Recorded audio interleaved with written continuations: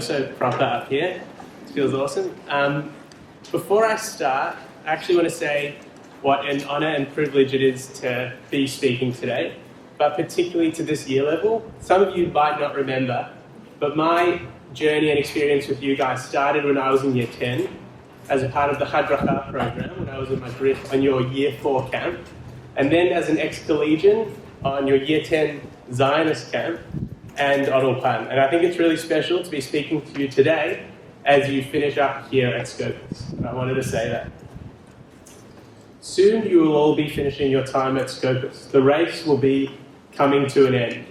What you have achieved up until now is incredible, particularly what you've overcome this year. And I think you all deserve a massive, massive shkoyach. So well done for that.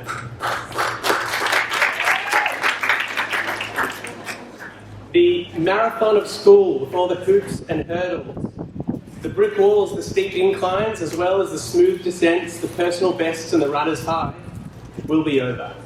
But the race is not over yet. You still have a bit to go. Really, you're only now approaching the finishing line. You're all about to have your Kathy Freeman moment, where you turn the corner, approach the final straight, look up and see the finishing line.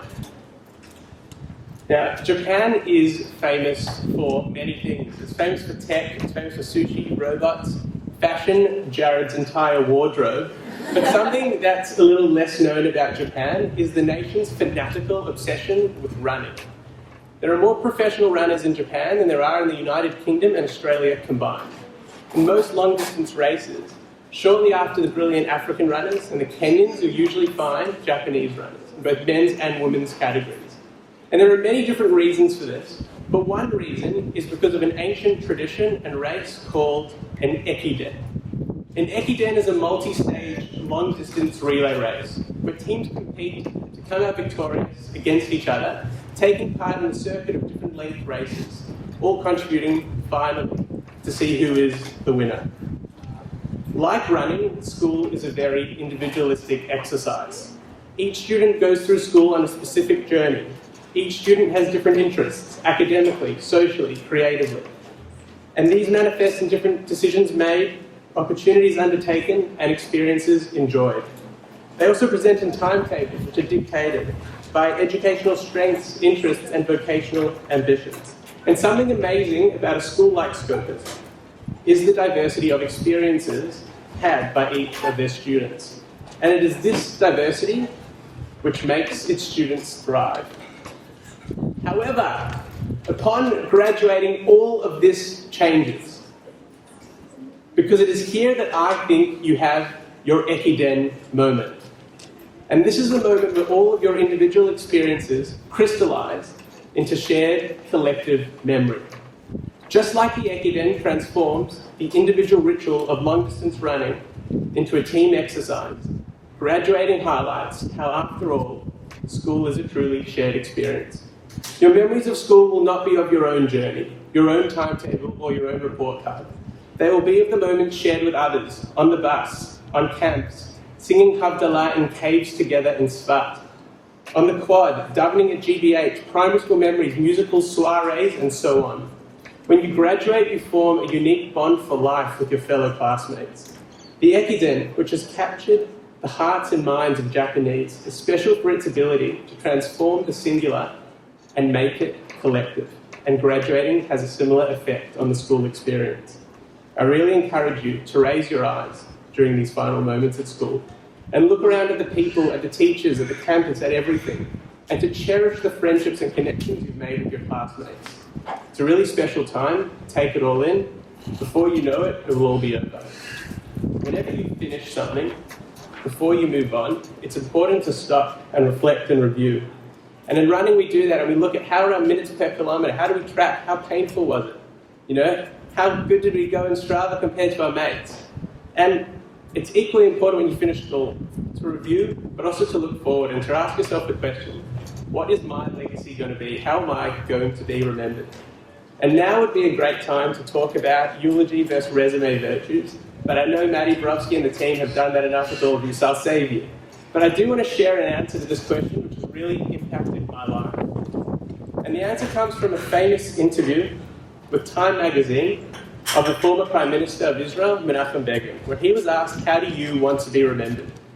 And if we cast our minds back to this person's life, he could have reflected on the time he spent as a prisoner for the Soviets, or when he fought in the underground resistance, or when he put on a uniform and fought for the state of Israel, or the years he spent as the longest-serving opposition leader, or when he finally united the entire nation, galvanizing everyone together to become Prime Minister, or the lasting peace deal he brokered with Egypt, or his undying love that he shared with his wife. But his answer surpasses anything we could come up with. He doesn't speak about being a true statesman, and he doesn't speak about being a perfect Prime Minister. Menachem Begin says he wants to be remembered as a decent person and a proud Jew. Year 12s, I think we're all extremely lucky to have been born at this point of time and be able to contribute to the story of the Jewish people. And this is something to be proud of. As you all enter the next stage of your lives, I hope this answer has the same impact on you as it has had on me.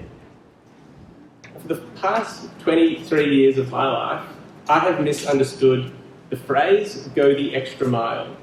I've always thought this means just do everything that you can to fulfill whatever person or thing that you're doing, to put everything into whatever you do. But I think I've been mistaken, because when you unpack the phrase, you realize it's talking about go the extra mile. And in running, that means once you've done your 5K, your 10K, your half, your marathon, to stop, turn off Strava, stop the clock, and then go run the mile. And it's that extra mile which is the true test of character, which shows how strong and epic and amazing you are. The 5K, the 10K, the half, the marathon that you just completed was peanuts, because it's really how you go in that final mile that matters. And for 12 years you've been running that race. And it started when you were learning songs about Chagim and Judaism. And when you were presented with your first Siddur, and you got dressed up and you went to a mock seder in primary school. When you attended camps and Shabbatons in secondary school. And when you went on an incredible trip to Israel with unbelievable local Madrichim in year 10.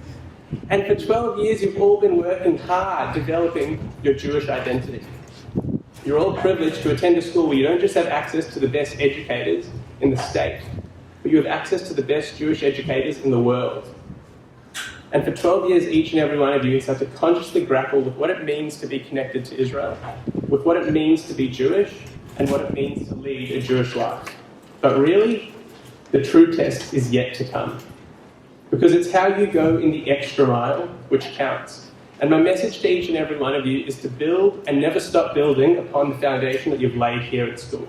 So if you enjoyed going to Shiurim by Maddie and Ash and Rob and the team, it's to pester them for more when you graduate, and to speak to Rabbi Kennard, and to speak to the awesome rabbis, and go and learn. So if you enjoyed Ulpan and Hebrew, to go and visit Israel, to go and exchange, to go live there, go be a part of Israel's next chapter of its history. It's if you enjoyed volunteering at school, great. Go be a part of Flying Fox, go be a part of Stand Up, go be a part of Friendship Circle. If you liked the Hadracha Program in year 10 and you loved being a Madrich, go become a part of B'nai Akiva, Habonim, Hineni, Hashi, Detzer, Zuz. If you love GBH, you're lucky that you live in an amazing city with so many different shuls you could go to. Go to Zuz, go to B'nai, go find any shul that you want. If you want to become a leader and you love politics, go join Zuz or Orchards. The next few years in your life are amazing. But what makes it amazing is the people that you're surrounded by during your Ekiden moment and the legacy that you'll all leave behind.